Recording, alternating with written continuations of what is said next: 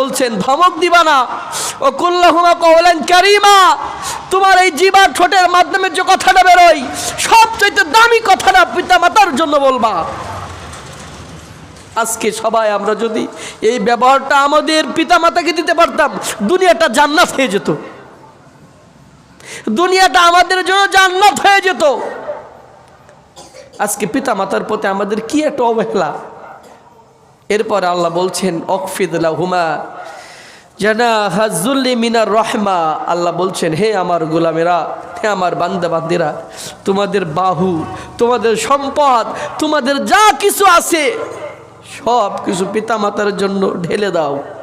অকফিদ লাহুমা জানাহা যুল্লি মিনার রহমা, তোমার কাছ থেকে যত দয়া মহব্বত ভালোবাসা টাকা পয়সা যা আছে সব কিছু পিতামাতার জন্য অবনত করে দাও। আল্লাহু আকবার।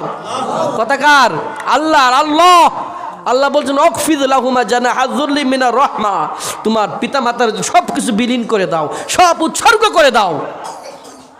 এরপর আল্লাহ বলছেন রব্বির হামহুমা কামা রব্বায়ানি সগীরা। সবাই বলুন রব্বির হামহুমা কামা রব্বায়ানি সগীরা।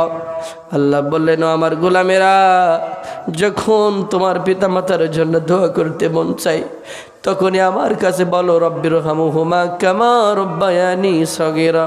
হে আমাদের প্রভু, হে আমাদের রব, ছোট্টবেলায় আমার পিতামাতা যেমন করে আমাকে লালন পালন করেছে, ভালোবাসা দিয়েছে, মহব্বত করেছে, সোহাগ দিয়েছে, বুকে টেনে নিয়েছে, তুমি তোমার রহমতের কোলে জান্নাতের ভিতরে আমাদের পিতা মাতাকে লালন পালন করে রেখে দাও।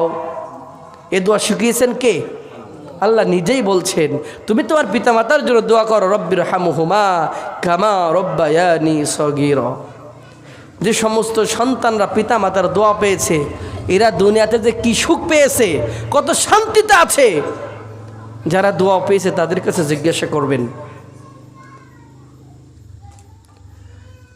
এই কথাগুলো